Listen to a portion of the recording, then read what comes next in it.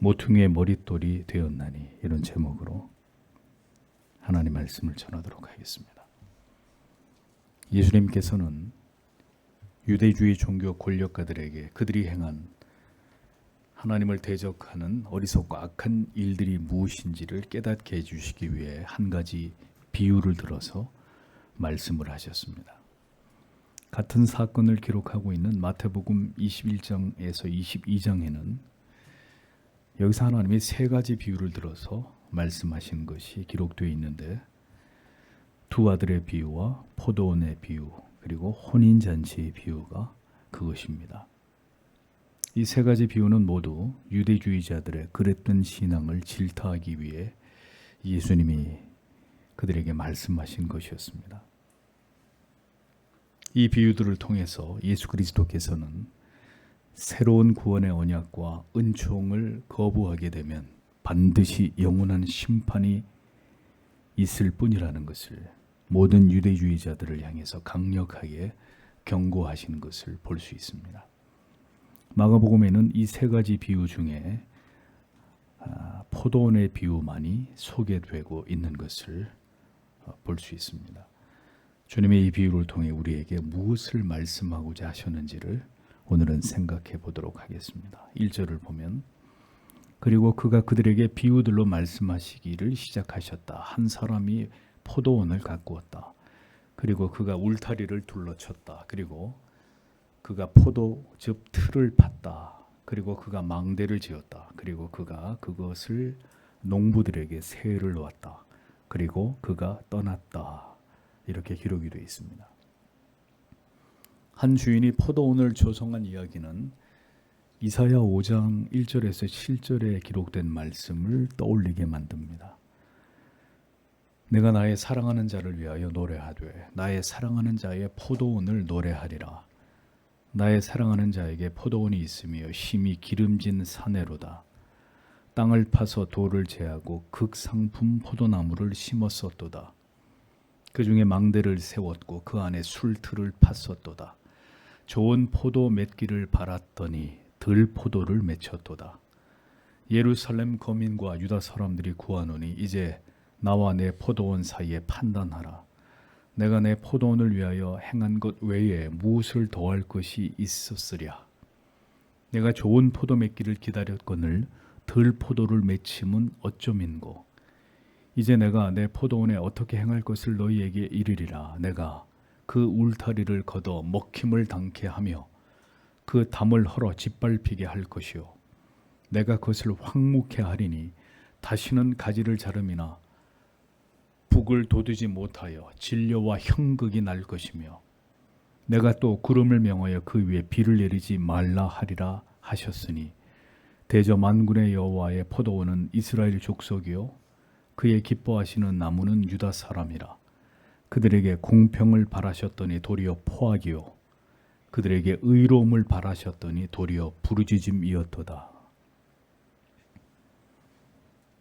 이사야의 말씀에서 포도원은 이스라엘을 의미하는 것이고, 그 포도원 주인은 하나님을 가리키는 것입니다. 하나님께서는 극상품의 포도나무를 심었고 마땅히 최고의 포도 열매를 기대하셨지만 결국 들포도가 열리게 되자 진노한 주인이 그 포도원을 짓밟아 황폐케 만들었다고 이사야는 말씀하고 있었습니다. 하나님께서 이스라엘 백성들을 세우시고 그들을 택하심으로 그들에게 공평과 정의의 열매를 기대하셨지만 그들은 포악의 열매를 내놓은 것에 대해서 탄식하고 계시는 말씀이 이사야 5장에 기록된 말씀의 요지입니다. 하나님은 이스라엘이라는 나라를 이 땅에 세우시고 조성하셔서 그들로 하여금 하나님을 경외하고 사랑하며 구별된 선민의 거룩한 삶으로 하나님께 영광을 돌리기를 원하셨지만 이스라엘은 결코 그 하나님의 뜻에 부합하지 못했고 하나님을 배도하고 타락해서 부패의 길로 행하게 된 것을 이미 이사야는 그 시대에 탄식하며 이것을 고하고 있었습니다. 주께서는 이사야의 말씀을 그들이 자연스럽게 연상할 수 있는 또 다른 포도원의 비유를 말씀하시므로 유대주의자들의 어리석고 그릇된 믿음을 지적하고 계셨던 것을 오늘의 본문은 잘 나타내 보이고 있습니다. 이것을 보면 이사야의 시대나 예수님의 시대나 그리고 지금 이 시대나 달라진 것은 아무것도 없다는 것을 알 수 있습니다. 한결같이 하나님이 원하시는 믿음을 갖기를 하나님의 백성들이 싫어했고 하나님의 뜻에서 벗어나서 패역하고 강팍한 오직 자기 자신들만을 위한 삶을 살아가던 자들이 이스라엘 백성들이었고 그리고 지금도 예수를 믿는다고 하는 절대 다수의 사람들의 모습이라는 것입니다. 우리는 이스라엘 백성들을 통해서 인간의 전적인 타락과 부패를 그리고 그 한결같은 무지와 무능을 보게 됩니다. 그리고 그러한 모습이 인간의 실존이다 라는 사실을 깨닫게 되는 것입니다. 오직 예수 그리스도가 아니면 그 어떤 노력으로도 스스로를 구원할 수 없는 비참하고 가련한 존재가 인간일 따름이다 라는 사실을 알게 되는 것입니다. 다시 본문으로 돌아가서 한 사람이 포도원을 만들었다고 했습니다. 친히 산우를 두르고 포도즙을 짜는 틀을 파고 망대를 세우고 이렇게 포도원을 조성하는 모든 힘든 일을 손수 그 한 사람 주인이 다 행했다고 주님은 이렇게 말씀하셨습니다. 이스라엘이라는 나라와 민족을 세우시고 그들을 택하여 하나님의 선민으로 삼아 그들을 통해서 영광을 받으시기를 원하는 이 모든 계획을 하나님께서는 역사 속에서 모두 성취해 나아가신 것을 보여주는 것입니다. 아브라함을 족장으로 삼아 이삭과 야곱으로 이어지는 구속사를 구약 성경은 우리들에게 잘 펼쳐서 보여주고 있습니다. 야곱의 12 아들들을 통해서 이스라엘의 12지파들이 세워지게 되고 마침내 그들을 출애굽시키심으로 약속의 땅 가나안에 정착하게 하신 분이 바로 하나님이십니다. 그렇게 이스라엘을 역사 가운데 우뚝 세우신 분은 포도원의 주인이 되시는 하나님이셨습니다. 그러나 그 이스라엘이 하나님을 버림으로 과거에도 멸망을 당했었고 이제 또다시 그들 앞에 계신 하나님의 아들을 거부하고 멸시함으로 멸망을 자초하고 있는 이 상황에 대해서 주님은 이것을 비유적으로 말씀하고 계셨던 것입니다. 주인은 포도원을 이렇게 조성해 놓고 농부들에게 세를 주고 타국으로 갔다고 말씀하셨습니다. 농부란 당시의 소작농을 가리키는 것으로 주인의 땅을 빌려 농사를 지어서 그 수확을 팔아 일부를 주인에게 바치고 나머지는 자기들의 소유로 삼아 살아가던 그런 자들을 의미합니다. 비유 속의 주인은 자신이 조성한 포도원에서 일할 소작농들을 고용을 하고 그들이 포도원을 잘 관리해서 좋은 품질의 포도나무를 생산한 이후에 자신에게 소출을 바치게 하려 했던 것입니다. 2절에서 5절을 보겠습니다. 그리고 그가 적당한 때에 그 농부들에게 한 종을 보냈다. 그가 그 농부들에게서 그 포도원의 열매들로부터 받으려고 그러자 그들이 그를 잡아서 때렸다. 그리고 그들이 빈손으로 내쫓았다. 그래서 다시 그가 다른 종을 그들에게 보냈다. 역시 그들은 이 사람의 머리를 상하게 했다. 그리고 그들이 모욕했다. 그래서 그가 다른 사람을 보냈다. 역시 그들이 그 사람을 죽였다. 그리고 많은 다른 사람들을 보냈는데 혹자들을 때리기도 하고 혹자들을 죽이기도 했다. 이렇게 기록되어 있습니다. 타국으로 간 주인이 마침내 때가 이르러서 농부들에게 소출을 거두어 세를 받기 위해 자신의 종을 보내게 됩니다. 여기서 때가 되었다는 것은 포도원 주인과 농부들이 약속한 시간이 도래했다는 뜻입니다. 즉 농부들이 수확한 포도 소출을 팔아 주인에게 셈을 해야 될 때가 되었다는 뜻입니다. 주인이 한 종을 농부들에게 보낸 이유는 포도 송이들을 팔아 거둔 이익 중에 약속된 일부의 금액을 받아오게 하기 위함이었습니다. 자, 그런데 도저히 용납할 수 없는 일이 일어나고야 말았습니다. 그것은 주인이 보낸 종을 농부들이 심히 때리고 빈손으로 돌려보내게 된 사건이 일어나게 된 것입니다. 주인은 또다시 다른 종을 보내게 됩니다. 그러자 이번에는 농부들이 그 종의 머리에 상처를 내고 능욕을 했다고 말씀하고 있습니다. 머리에 상처를 내고 에케팔리오산, 이 단어의 의미는 머리에 불경한 짓을 가하는 행위를 가리키는데 아마도 머리나 수염을 다 밀어버린 매우 모욕적인 이런 폭력을 가한 것으로 보입니다. 머리와 수염을 다 깎아버리는 이런 짓을 했다는 것입니다. 능욕하다, 에티마산, 굴욕을 주다 이런 뜻입니다. 심히 치욕적인 행위를 통해서 굴욕감을 주었다는 뜻이죠. 주인은 또 다른 종을 보냅니다. 그래서 악한 종들이 이번에는 그를 죽였다고 했습니다. 주인은 더 많은 종들을 보냈는데 그 종들 가운데 일부는 죽임을 당하고 일부는 얻어맞고 돌아오게 되는 이런 상황이 계속 연출되고 있었습니다. 점입가경의 상황이 벌어지고 있었던 거죠. 이쯤 되면 이제 농부들이 집단으로 주인에 대해서 정면으로 반기를 들고 소작농으로서의 모든 의무를 파기하고 그 포도원을 차지하겠다는 악한 심산임을 알 수 있는 것입니다. 우린 여기서 포도원 주인의 행동이 예사롭지 않다는 사실을 깨닫게 됩니다. 자, 만약에 여러분이 포도원의 주인이라면 이렇게 또다시 계속 종을 보내셨을까요? 그것도 점점 심각한 폭력을 행사하고 심지어 보낸 종을 죽이기까지 했는데 이 악한 농부들을 가만히 내버려 뒀을까요? 아마도 우리가 주인이었다면 처음 종을 돌려보냈을 때 즉시 곧바로 무장된 병사들을 보내가지고 모든 소작농들을 일망타진했을 것입니다. 그런데 이 주인은 계속해서 종을 보내고 또 보내고 또 보냈습니다. 번번이 피해를 입고 빈손으로 돌아오든지 아니면 보낸 종들이 얻어맞든지 목숨을 잃게 되는 이런 일들이 생겨도 계속 종을 보냈습니다. 주인은 계속해서 악한 농부들에게 그들이 돌이킬 수 있는 기회를 주고 있었습니다. 주인은 그들이 보여주고 있는 악에 대해서 계속 인내하면서 거듭 그들이 끝까지 그렇게 악랄하게 나오지 않기만을 간절히 바라고 있었던 것입니다. 농부들은 악으로 선을 갚고 있었지만 주인은 끝까지 그들을 선대하기 위해서 최선을 다하고 있는 이런 모습이 주님의 예화 속에 드러나고 있습니다.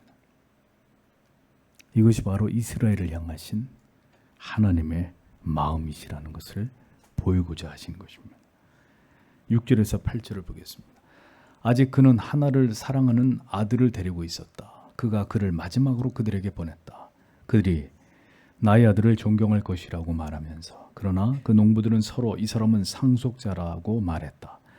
너희는 오라 우리가 그를 죽이자. 그러면 그것은 우리의 상속으로 될 것이다. 그래서 그들은 그를 잡아서 죽였다. 그리고 그들이 그를 포도원 밖에 내던졌다. 이렇게 기록되어 있습니다. 포도원 주인은 마지막으로 한 사람, 곧 그의 아들을 보내면서 내 아들에 대해서는 그들이 공경할 것이다 라는 생각으로 이번에는 아들을 보내게 됩니다. 아들을 보냈다는 것은 악한 농부들을 향한 마지막 기대를 보여주는 것이었고 지금까지 그들이 행한 이 악한 행위로 볼 때 충분히 내 아들이 잘못될 수 있을 것이라는 사실을 알면서도 그것을 각오하고 마지막 기대를 가지고 주인은 또다시 그들이 돌이키기를 바라는 마지막 희망을 걸고 이 같은 결정을 한 것임을 보여주는 것입니다. 그래서 농부들은 이 같은 주인의 기대를 보란듯이 저버리고 마지막까지 악랄한 마음으로 그 아들이 주인의 상속자라는 사실을 알고 그를 죽임으로 그의 유업인 이 포도원을 우리가 차지하자라고 모의하고 결국 그 주인의 아들을 죽인 이후에 그 시신을 포도원 밖에다가 내던져 놓게 되는 경악스러운 만행을 저지르게 됩니다. 자, 이쯤 되면 누구나 이 비유를 들으면서 두 가지를 생각하게 될 것입니다. 첫째는 참 이 소작농들이 사악한 자들이로구나, 이렇게 얘기할 것이고, 두 번째는 이 주인이, 포도원 주인이 참 답답할 만큼 순진한 사람이구나, 이런 생각을 갖게 될 것입니다. 어떻게 보낸 종들이 구타당하고 능욕을 당하고 죽임을 당해도 계속해서 이 농부들을 용납하고 어쩌자고 아들까지 그들에게 보내게 되었는지 도저히 이해할 수가 없을 것입니다. 사랑은 이해할 수 없는 것입니다. 사랑이 이해가 된다면 사랑이 아닙니다. 사랑은 이해할 수 없는 희생입니다. 사랑을 받는 그 대상이 그 사랑을 원치 않을 때 그 사랑은 어리석게 보일 만큼 일방적이고 희생적일 수밖에 없습니다. 사랑할 가치가 없는 자들을 사랑하신 그것이 바로 이스라엘을 향하신, 죄인들을 향하신, 저와 여러분을 향하신 하나님의 사랑인 것을 주님은 말씀하고자 하신 것입니다. 주님은 이 예화를 말씀하신 의도가 이 나쁜 농부들의 만행에 대해서 이 이야기를 듣는 자들의 분노를 유발하고자 하신 것이었습니다. 사내들인의 이 사악한 율법주의자들은 모두 이 주님의 비유를 지금 듣고 있었습니다. 악한 농부들은 바로 이 유대주의 종교 권력가들을 비롯한 메시아를 거부한 이스라엘을 뜻하는 것이죠. 착한 농부는 바로 하나님이십니다. 종들이 매를 맞고 죽임을 당하고 심지어 아들까지 죽임을 당하게 된 이 모든 상황을 만든 주인이, 여러분, 그래서 답답해 보이시나요? 죄인들을 향한 하나님의 오래 참으심과 아들을 내어주기까지 하신 하나님의 그 사랑이 아니었다면 영원한 죄악의 형벌로부터 구원을 받을 자는 아무도 없었을 것입니다. 주인의 명령을 따르다가 핍박과 죽임을 당한 종들은 모세 때부터 세례 요한까지 하나님께서 타락하고 부패한 이스라엘 백성들을 돌이키게 하기 위해서 하나님이 보내신 여러 선지자들을 가리키는 것입니다. 구약 성경을 보면 하나님은 여러 선지자들을 통해서 이스라엘의 회개를 촉구하시면서 그들을 돌이키게 하시기 위해서 부단히 노력하신 것을 볼 수 있습니다. 그러나 이스라엘은 어떻게 했습니까? 그들을 모두 다 거절했습니다. 그리고 모두 그들을 죽였습니다. 이스라엘은 절대로 하나님을 올바로 알고자 하지 않았습니다. 그들은 자기들의 필요에 따라서 언제나 하나님을 쉬버리고 우상을 숭배하면서 악행을 저질러 왔던 자들이었습니다. 성도 여러분, 이런 이스라엘의 모습은 그들에게서만 찾아볼 수 있는 불신앙이 아닙니다.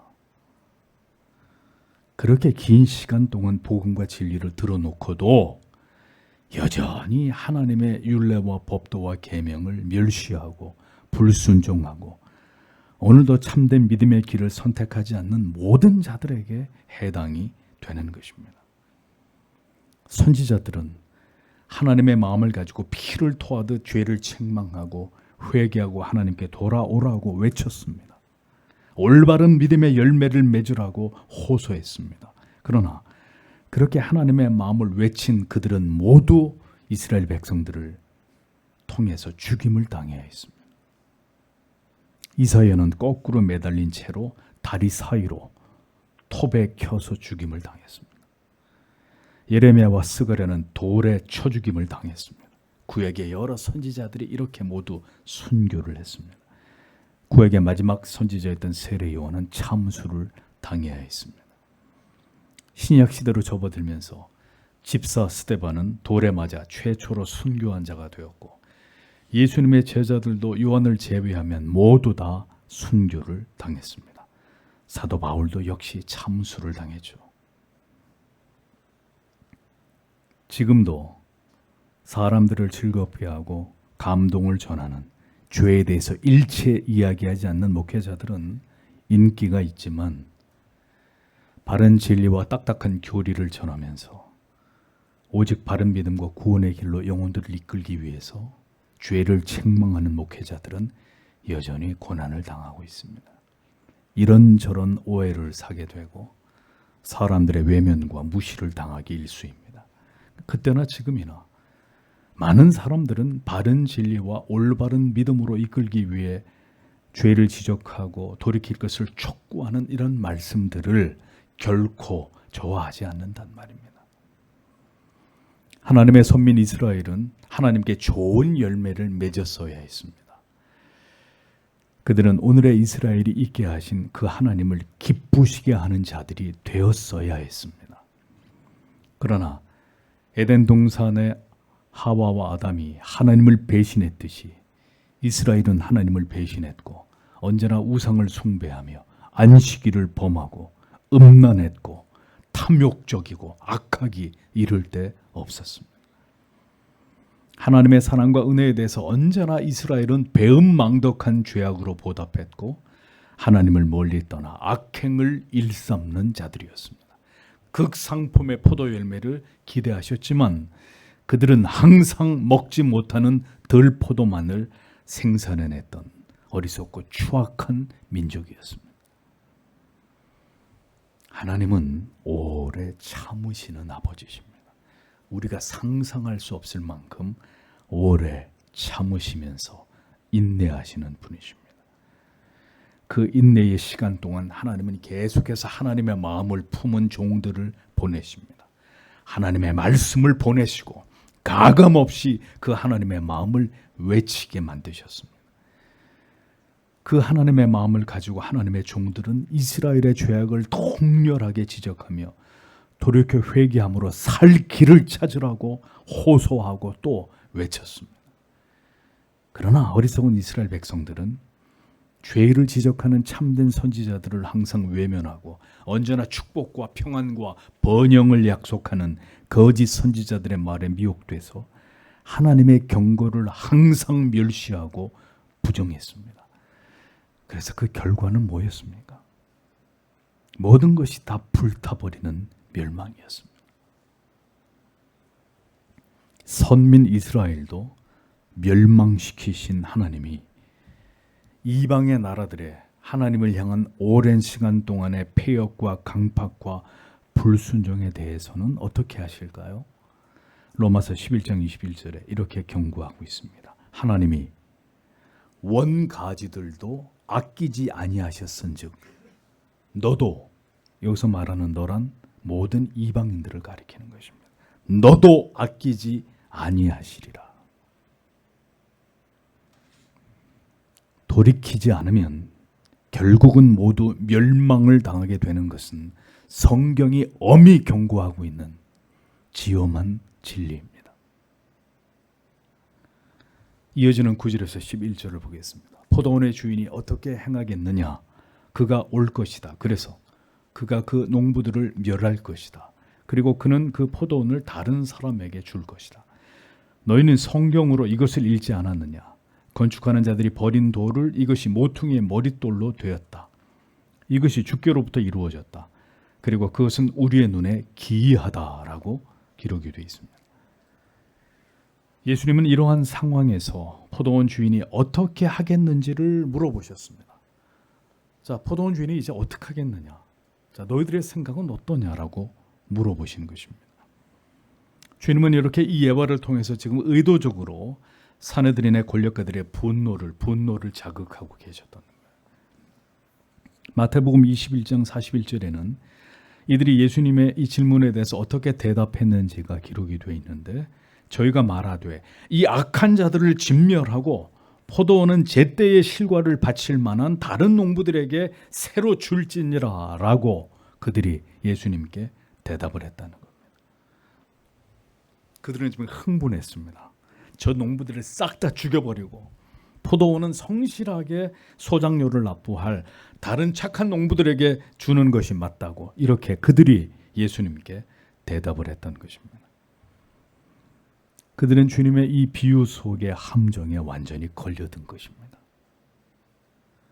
사무엘하 12장에 보면 하나님께서는 간음과 살인을 저지르고도 이를 전혀 깨닫지 못하고 있었던 다윗 왕의 죄를 깨닫게 하기 위해서 나단 선지자를 그에게 보내십니다. 나단 선지자는 다윗에게 가서 한 가지 예화를 이야기합니다.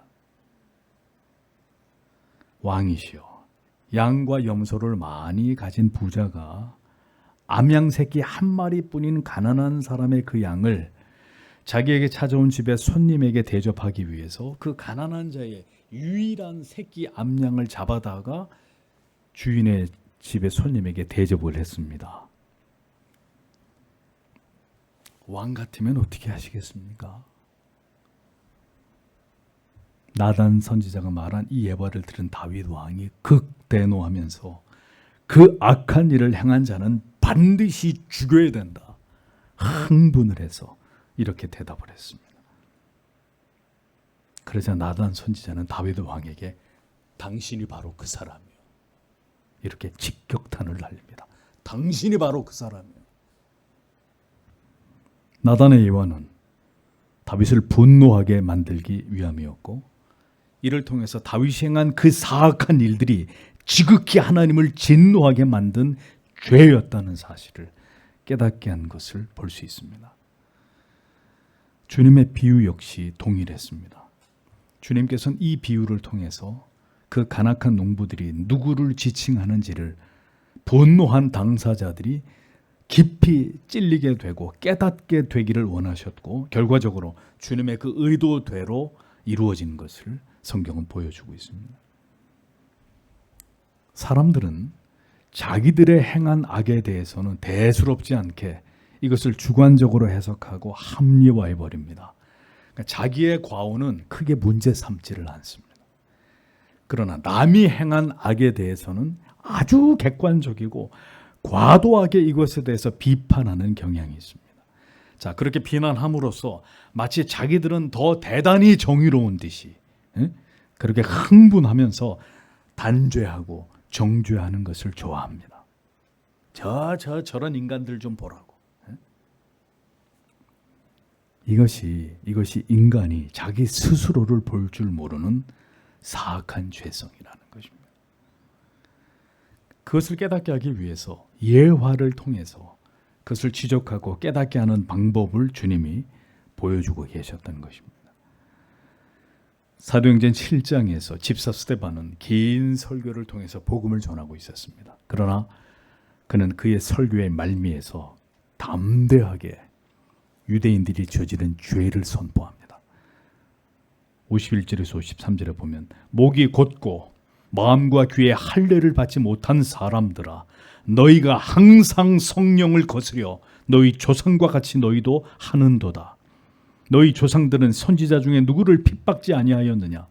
의인이 오시리라 예고한 자들을 저희가 죽였고 이제 너희는 그 의인을 잡아준 자요 살인한 자가 되나니 너희가 천사의 전한 율법을 받고도 지키지 아니하였도다 하니라. 스데반은 사내들인 종교 권력가들의 비수 같은 이 말씀으로 그들의 양심을 저격했습니다. 그들은 깊이 찔림을 받았고 다음 순간 스데반을 향해서 이를 부득부득 갈았다고 성경이 증언하고 있습니다. 급기야 그들은 집사 스데반을 돌로 쳐 죽였고 그는 그렇게 초대교회의 첫 선교자가 되었던 것을 사도행전은 기록하고 있습니다. 예수님은 그 사악한 농부가 바로 너희들이다, 그것을 깨닫게 하셨습니다. 성도 여러분, 복음이 무엇입니까? 복음은 부드러운 말씀이 아닙니다. 너희가 예수를 죽인 자들이다. 복음은 우리의 정체를, 죄인들의 정체를 폭로하는 것입니다. 바로 그들의 죄 때문에 하나님의 아들께서 십자가 위에서 자신의 생명을 버리셔야만 했다는 이 인간의 절망적 사악한 그 상태를 직고하는 것이 바로 복음입니다. 그 말씀을 듣고 예수 앞에 무릎을 꿇는 자들이 바로 하나님의 택하심을 입은 자녀들입니다. 오늘날 교회에서 복음이 사라졌다고 그토록 모든 경건한 하나님의 종들이 담대히 외치는 이유는 인간들의 죄를 지적하지 않기 때문입니다. 바로 당신이 예수를 십자가에 못 박아 죽인 죄인입니다. 당신이 아무리 스스로를 깨끗하다고 여길지라도 그대는 영원한 지옥의 형벌을 받아 마땅한 존재일 따름입니다. 오늘의 설교 강단은 이 말을 좀처럼 하지 못하는 거죠. 구원과 영생에 이르게 되기 전에 모든 죄인들이 반드시 깨닫고 시인하고 깊이 통회해야 될 일은 바로 내가 예수를 죽인 살인자다. 내가 바로 예수를 죽인 죄인이라고 하는 분명한 자기 고백과 선언입니다. 진정한 신앙은 여기에서부터 시작되는 것입니다.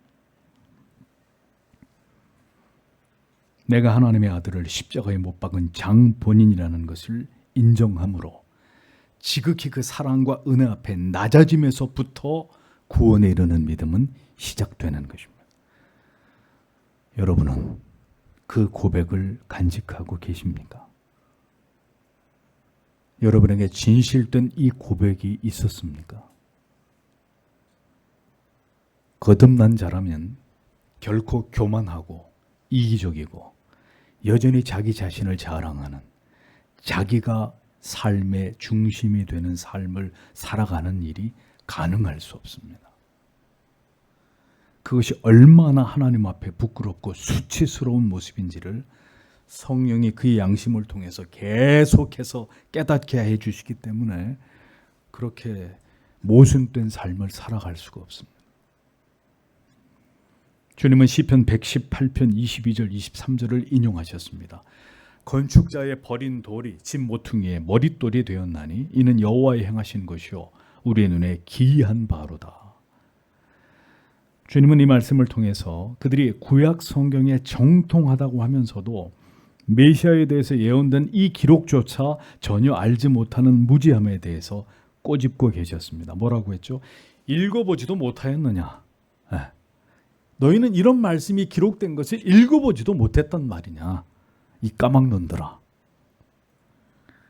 그렇게 너희가 구약 성경에 대해서 정통하다고 하면서도 이게 바로 나에 대해서, 메시아에 대해서 예언된 말씀인데 이런 말씀을 알지도 못하고 있는 것이다. 너희는 지금. 그들에게 치욕스러운 말이었을 것입니다. 성도 여러분, 교회를 그렇게 오래 다녔어도 성경 말씀을 올바로 알고 깨닫지 못하는 믿음은 올바른 믿음이 아닙니다. 수십 년 교회를 다녔는데도 아직 성경을 일독도 해보지 못한 사람 있을 수 있습니다. 마태, 마가, 누가, 요한 이 사복음을 그렇게 많이 설교를 듣고 읽어보았는데도 그 복음서 속에 기록되어 있는 구원에 이르는 믿음이 무엇인지를 전혀 이해 못하고 교회를 열심히 다니는 일이 얼마든지 가능합니다. 그러니 그렇게 교회를 열심히 다녀도 결국에 지옥에 가는 일이 그리 이상한 일이 아니란 말이에요. 건축자들이 버린 돌이란 바로 이 땅에 메시아로 오셨어도 그를 알아보지 못하고 멸시하고 경멸당하셨던 그리스도를 말하는 것입니다. 그러나 주님은 결국 버려진 돌이 아니라 모퉁이의 머릿돌이 되시는 존재이십니다. 모퉁이의 머릿돌은 건물 입구의 아치 모양의 이 쌓은 돌 가운데 가장 중심에 있는 이 돌을 의미하기도 하고 건물의 첨탑 혹은 건물의 가장 중요한 기초석을 가리키기도 합니다.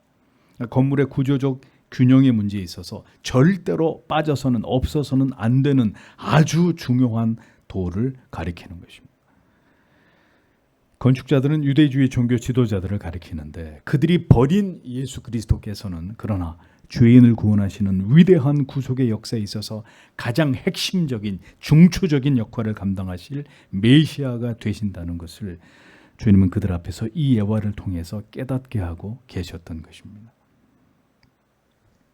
하나님의 위대하신 구속의 역사의 그 정점에, 그 중심에 바로 하나님의 아들, 우리의 구원자 예수 그리스도가 존재하신다는 것을 구약과 신약의 성경은 분명하게 말씀하고 있습니다. 그럼에도 불구하고 영적인 까막눈이었던 그들은 전혀 이 사실을 알지 못했다라는 것이죠. 하나님이 그들의 눈을 다 가리워 놓으셨던 것입니다. 이렇게 여러분들에게 복음을 자주 설교해도 여전히 복음이 들리지 않고 깨달아지지 않습니다.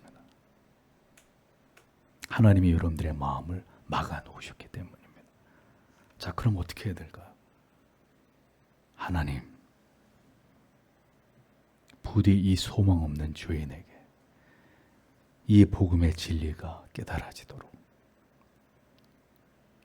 복음 그 자체이신 그리스도를 만날 수 있도록 하나님 저의 마음을 열어주시옵소서.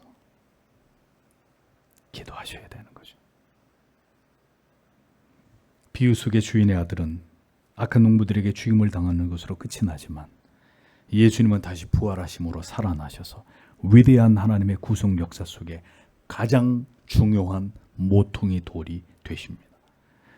같은 시점을 기록하고 있는 누가복음 20장 18절에서 시편을 인용하시고 난 다음에 곧바로 주님이 또 다른 말씀을 하셨어요.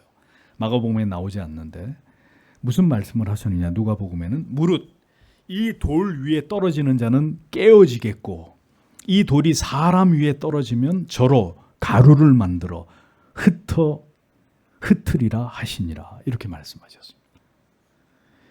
이게 무슨 말씀이냐. 예수 그리스도를 부인하는 자는 그냥 부인하는 것으로 끝나는 게 아니라 예수 안 믿습니다. 그래? 믿지 마세요. 예수를 불신하는 걸로 끝나는 게 아니라 그리스도를 메시아로 인정하지 않는, 예수를 믿지 않은 그 자체로 인해서 이미 심판을 받게 되는 것이고, 그 심판의 결과는 무엇이냐?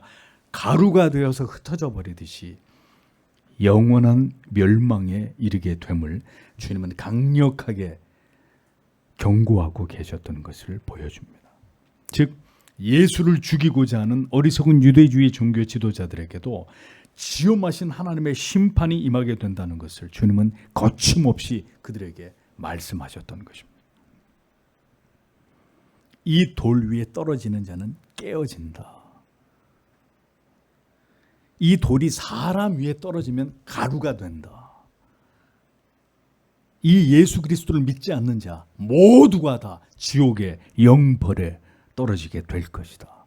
주님은 강력하게 경고하신 것입니다.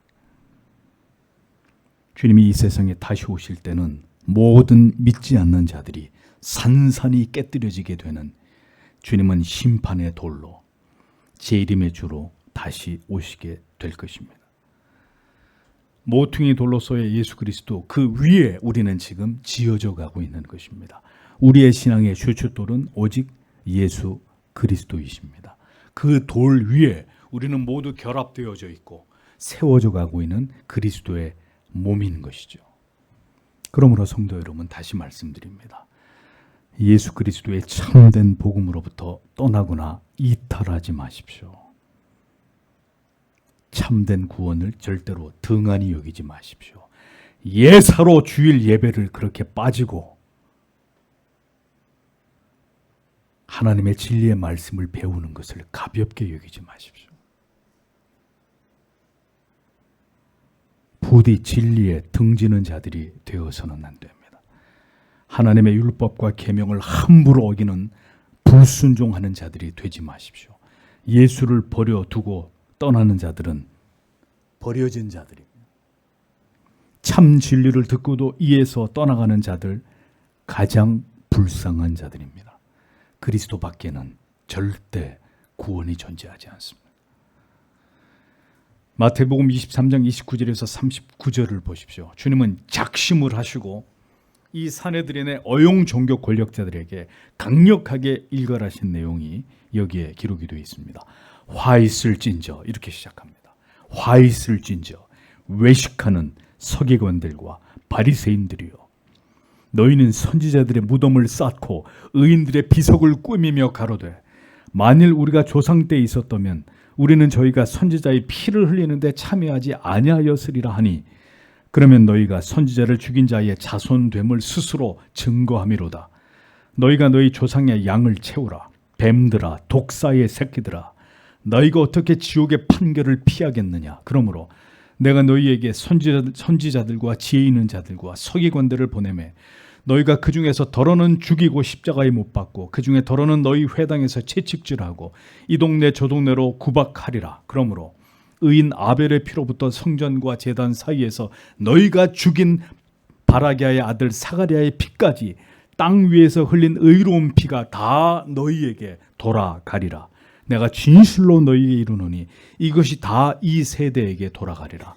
예루살렘아, 예루살렘아, 선지자들을 죽이고 내게 파송된 자들을 돌로 치는 자여, 암탉이 그 새끼를 날개 아래 모음같이 내가 내 자녀를 모으러 한 일이 몇 번이냐. 그러나 너희가 원치 아니하였도다. 보라, 너희 집이 황폐하여 버림바 되리라.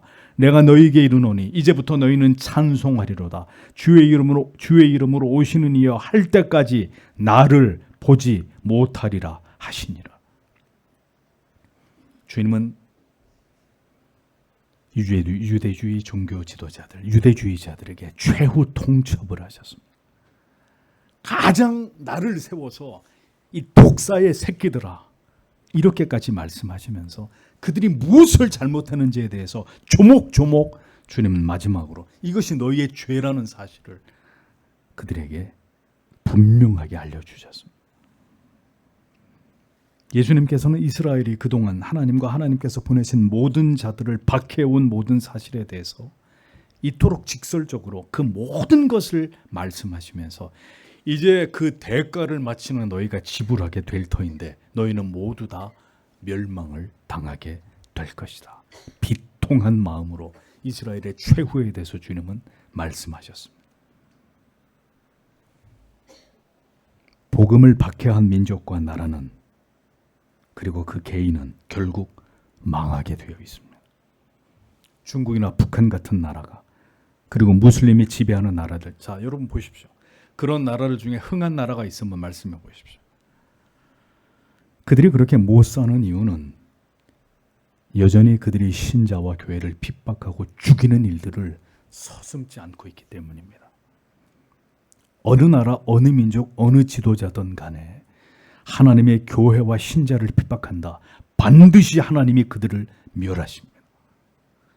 만약에 이 대한민국이 교회를 박해하는 일이 생긴다, 이 나라에서, 이 나라는 반드시 망하게 될 것입니다. 주님의 예언대로 결국 이스라엘은 하나님의 심판을 받게 되고 로마에 의해서 멸망을 당하게 됩니다. 유대주의 모든 종교 지도자들의 직분과 직위는 모두 소멸되어 버립니다. 이스라엘은 흔적도 없이 사라지게 되었고 성전은 철저하게 파괴되고 그들에 의해 더럽혀진 제사는 마침내 중지되는 수모를 당하게 됩니다. 그들은 지금도 하나님을 제사하지 못하고 있습니다.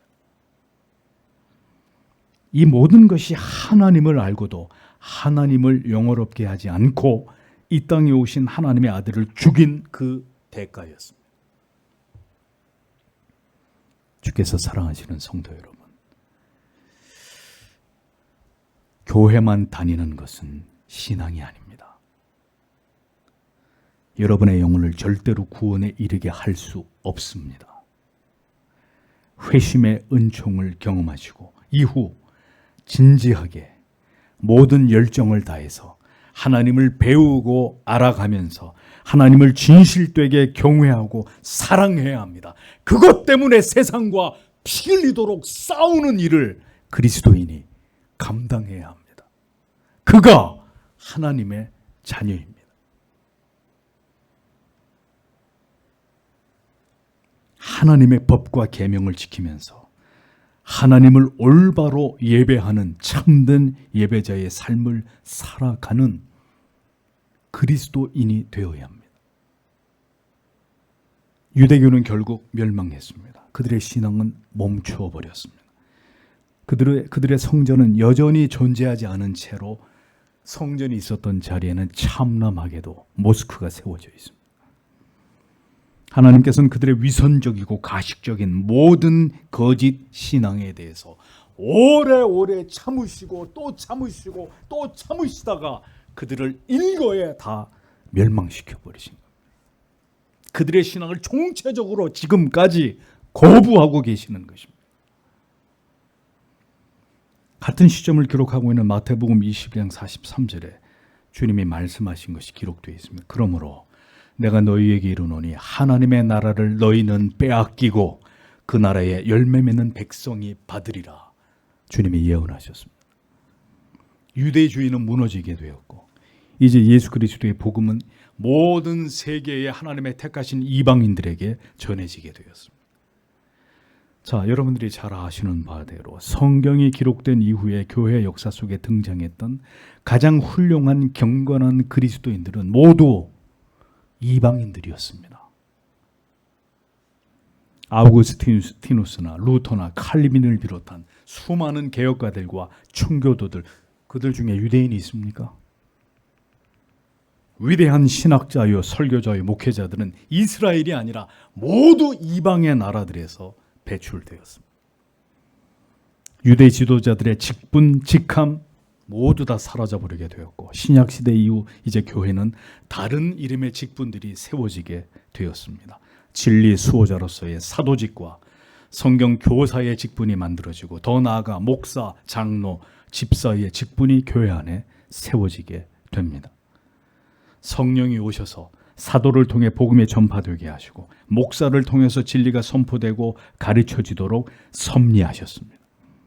초대교회는 그렇게 사도의 가르침을 받았고 목사와 교사의 가르침을 받으면서 성장해 나아가게 된 것입니다. 더 이상 제사장, 랍비, 서기관 이들의 존재감들은 모두 다 사라지게 되었고 사도들에 의해서 복음이 전파되기 시작한 것입니다.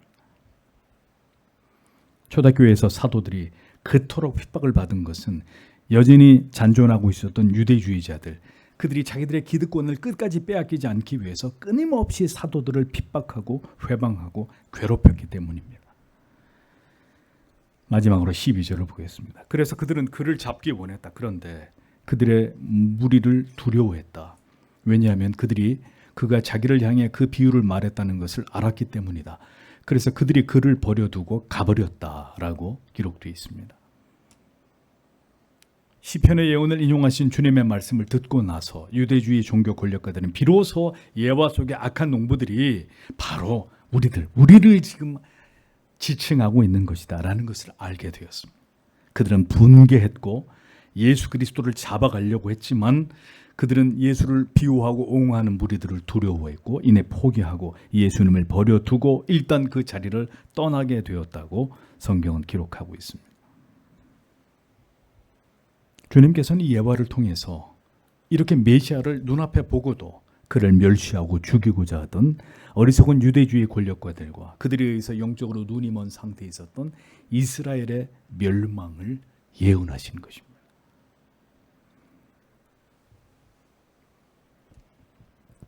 왕은 무능하고 신하들은 당파 싸움으로 언제나 자기들의 세력을 유지하는 일에만 급급했던 어리석은 동방의 미개한 작은 나라였던 조선은 결국 일본의 합병이 되어 나라를 잃게 되는 수모를 겪게 됩니다. 그런 이 나라를 하나님은 우리의 힘이 아닌 이웃 나라의 도움을 통해서 해방을 맞게 하셨습니다. 나라를 다시 되찾도록 역사하셨습니다. 바로 이 어려운 시기에 조선 땅에 선교사들을 파송하셔서 이 복음의 불모지였던 나라에 예수 그리스도의 복음이 심기어지게 하셨습니다. 복음이 북에서부터 시작해서 남쪽까지 확산되어서 전국 곳곳에 교회가 세워지게 될 무렵 이 나라는 다시 공산주의자들의 침략에 의해서 동족 간의 전쟁을 맞게 되고 또 한 번 하나님께서는 다른 나라들의 도움을 통해서 이 땅이 공산화되는 것을 막아주시고 자유민주주의 국가를 세워주셨습니다.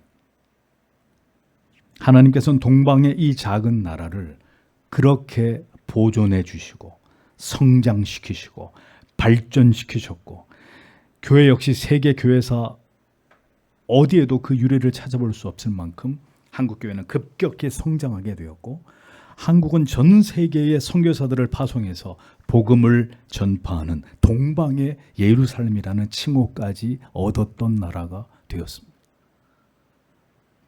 불교와 유교를 숭상하면서 우상을 숭배했던 미개한 작은 나라가 기독교가 가장 짧은 시간에 폭발적으로 성장한 이런 나라로 주목을 받았습니다.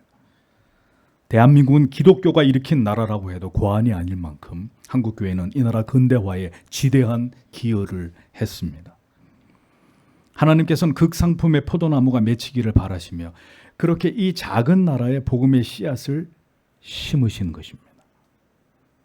한국교회는 국가의 경제적 성장과 더불어서 양적으로도 눈부신 성장을 했지만 영미나 유럽의 유서 깊은 전통적 개혁된 교회의 교리와 신학과 단절된 채로 외형적으로만 성장하게 된 치명적인 약점을 안게 되었습니다.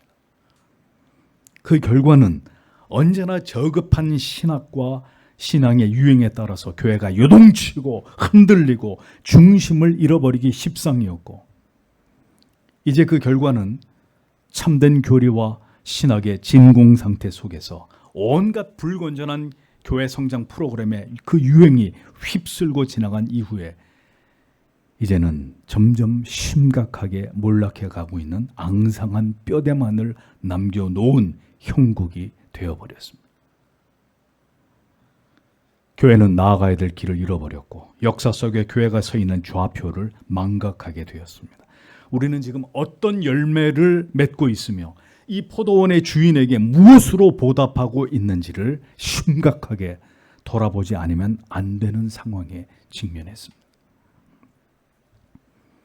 교회가 무너져갈 때 그 교회가 세워진 나라와 민족도 함께 쇠퇴하게 되는 것은 성경의 이스라엘을 통해서 우리가 교훈받은 바입니다.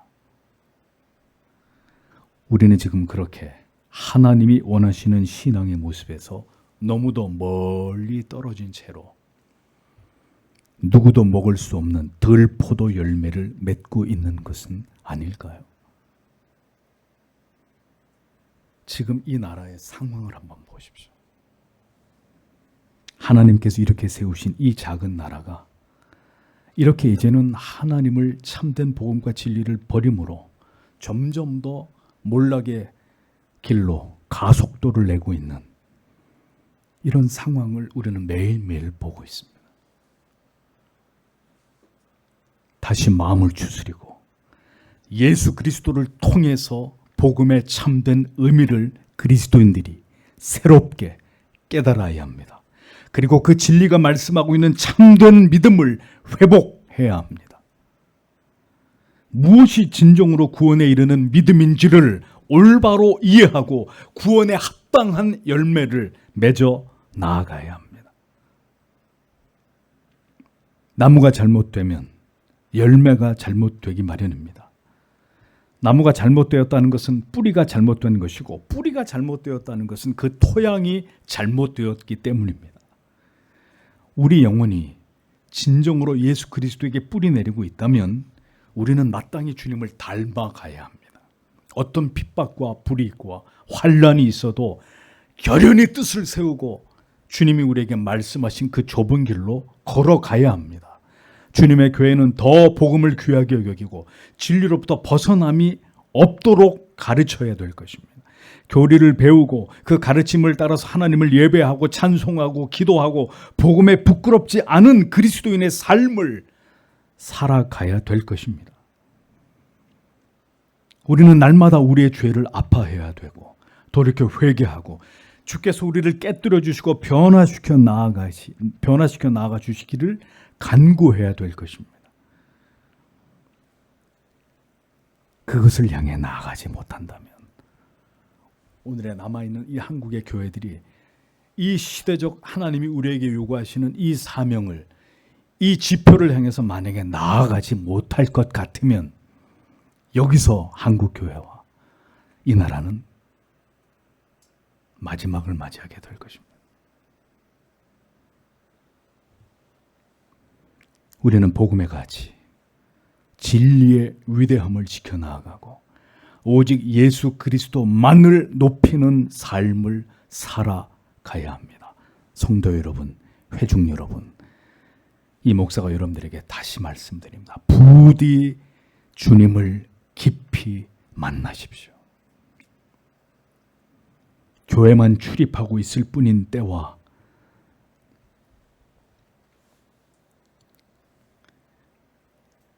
상황과 형편에 따라서 얼마든지 계명과 율법을 밥 먹듯이 어기는 가짜 그리스도인들, 단순한 종교인들이 되어서는 안 됩니다. 다시 말하지만 유형교회 안에 있다고 해서 여러분들이 무형교회에 소속되어 있는 것은 아닙니다.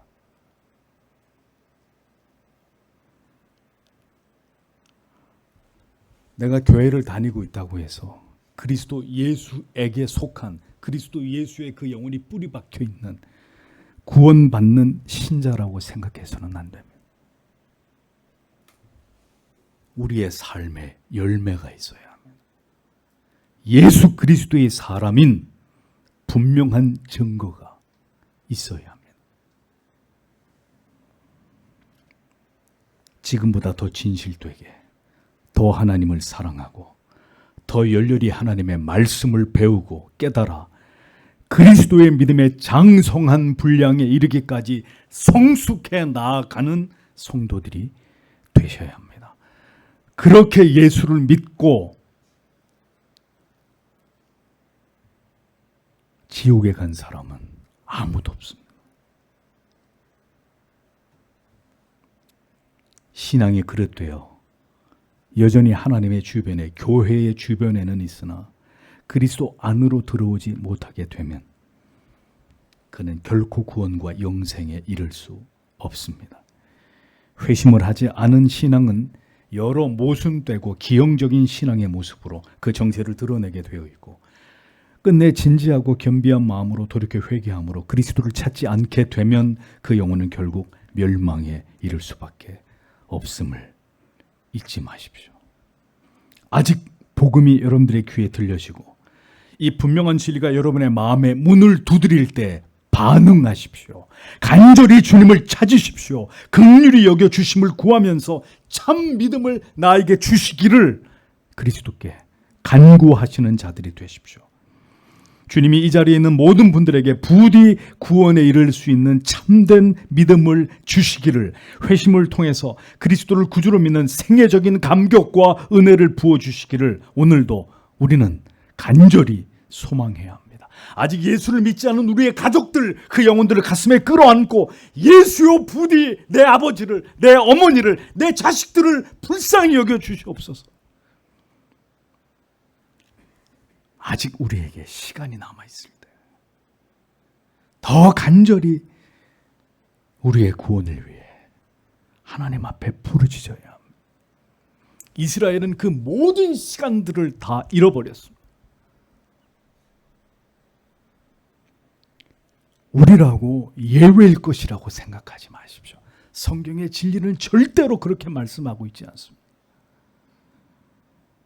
이스라엘의 멸망을 구경하지 마십시오. 그토록 사랑하신 택하신 민족을 멸망케 하신 하나님께서 우리의 패역과 이 불순종을, 이 하나님을 거역함에 대해서 오래 참고만 계실 것이라고 절대로 생각하지 마십시오. 부디 깨어있는 참 믿음의 길을 걸어가는 그리스도인들이 되시기를 간절히 여러분들에게 말씀드립니다. 주님께서 부디 오늘도 이 말씀을 듣는 우리를 참된 구원의 길로 이끌어 주시기를 오늘도 하나님 앞에 다 함께 간절한 마음으로 기도하도록 하겠습니다. 기도하겠습니다.